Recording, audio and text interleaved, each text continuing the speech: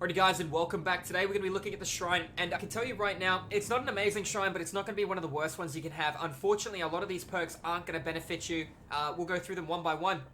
What is this perk? This perk is called Franklin's Demise. It is level 40 teachable, unlocked by Leatherface. What does it do? Basically, when you M1 a survivor with your M1 attack, therefore not your special ability, not a chainsaw, etc. However, it will work on an effect like a Nurse Blink M1 because she's still left-clicking for her auto attack.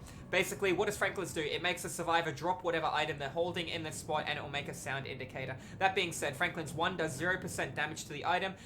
Tier 2, it does 5%. Tier 3, it does 10% damage to the item. Now, an item can no longer break, therefore when an item is out of charges, it'll be left on the ground where it is. It was commonly used to break items and take items away from people that used to 99 items prior. At the moment, I don't really think Franklin's is a good option. You can make a survivor drop a key. That's pretty much the only scenario I'd use it. Do I recommend this perk? I probably don't recommend it out of everything I could say. This week's shrine isn't amazing, but it's not terrible. I would personally want to save my blood points, even though this is a paid DLC perk, and the only way you're going to be able to get it is by purchasing the paid DLC. You cannot unlock it through iridescent shards. I still would stay away from the perk. The next perk we have on the food chain, and it's a killer perk, obviously, and the next perk we have on the food chain, we're going to be looking at Overcharge. It is a Doctor Teachable, unlocked at level 40. What does it do? Basically, you regress a skill, you kick a generator, has to be a manual kick, therefore things like Surge that do an AoE regression of generators will not stack an effect like Surveillance does stack off both. However, you need to hold spacebar on a generator, will be affected by Brutal Strength and the 20% quicker. A generator will regress as per usual at 0.3% per second. When a survivor touches the generator, they will be prompted with a tremendously difficult skill check. If they touch the generator and try and run, they can still land the skill check while running. Basically, it has regression of, I think it's 3, 4, and 5% addition on top of what has been regressed. Missing a skill check also regresses a generator as well, keep in mind. So it stacks. You're looking at about 8, 9% regression for a generator. Overcharge isn't a bad perk. You'll generally see a doctor with a very large tear radius running something like Distressing, Double Calm add-ons, Overwhelming you'll probably look at Overcharge alongside Unnerving Presence and Lullaby. That's generally what you'd expect on a doctor trying to protect objectives and cover a large radius of the board. I personally don't really like that. If I do run Overcharge, I like entwining it with Pop because it generally catches a lot of people off guard that run over to the generator and try and start it straight away, and Pop already crushes 20 seconds off a Jenny. Therefore, I outweigh Surge over Overcharge. Even though Surge isn't on the web, I would think Surge would be a better choice. Overcharge isn't bad. I personally wouldn't take it though, as I feel there are better options on the table to get generator regression, keeping in mind it'll still, like I said, regress a generator at 0.3% per second, as opposed to Ruin at tier 3 will be 200% quicker at 0.6% of the generator per second. Now the next perk we've got is No Mither. What does No Mither do? No Mither is a teachable unlocked by David King, unlocked at level 40, and basically you start the trial injured. You will have Cries of Pain 0%, 25%, and 50% quieter. Does not go up to 100%. I just want to point out, if you stack this with Iron Will and Off the Record gives you 100% quieter cry when you hook saved. Iron Will gives you 100% quieter cry while injured. That's 200%. This will give you 50%. That's 250% quieter cries. You overcap it. It does not overcap. Therefore, if the killer has Strider, they can still hear you cry.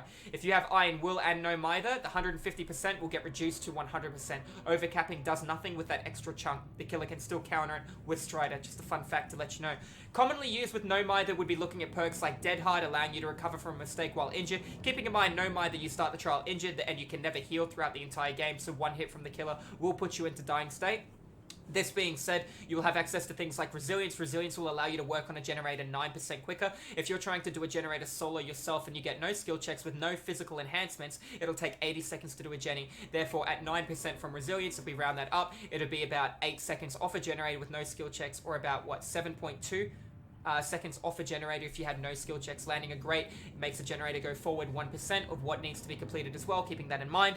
It will also go forward 2% if you're running a perk called Stake Out and you had tokens that you were consuming, not holding on to.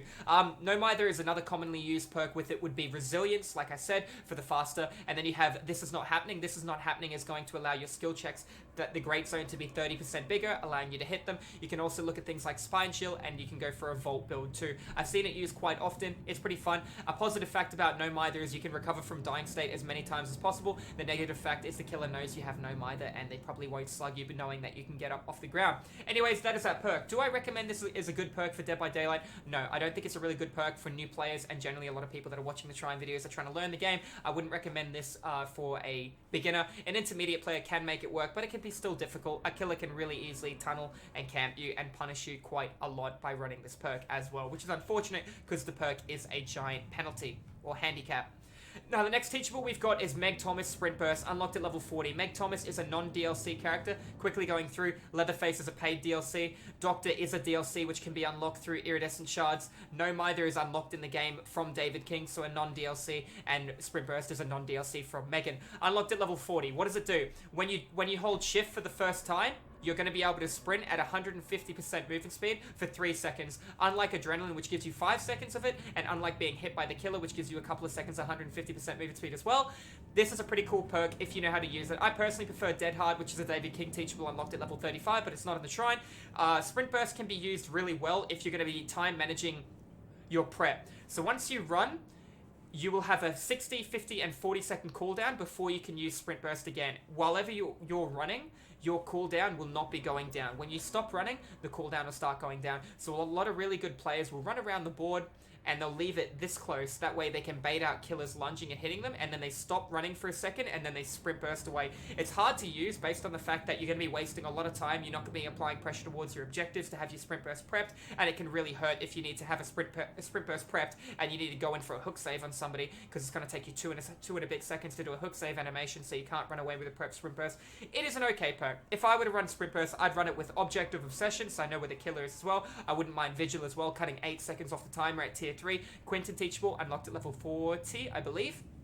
Therefore, my sprint burst would be every 32 seconds. That also being said, I'd be looking at maybe running a broken key with an amber, a blood amber, which shows me the killer's location, and maybe spine chill. That way when I know the killer's nearby, I can activate the key, and obviously prayer beads for a 25-second key as well. That way I can activate the key to know where the killer is glowing bright pink when they're close, and when they're not close, I can see their aura glowing bright pink as well, and I can play distancing and spacing between them too. I'd most likely work on objectives and loop the killer as opposed to being the person going in for the save. I'd work in an area where the killer can see me, therefore I'm not hiding, so he knows where to come, and he knows that he's losing these objectives too, which could be both a beauty and a curse depending on how you look at it and depending on how you play.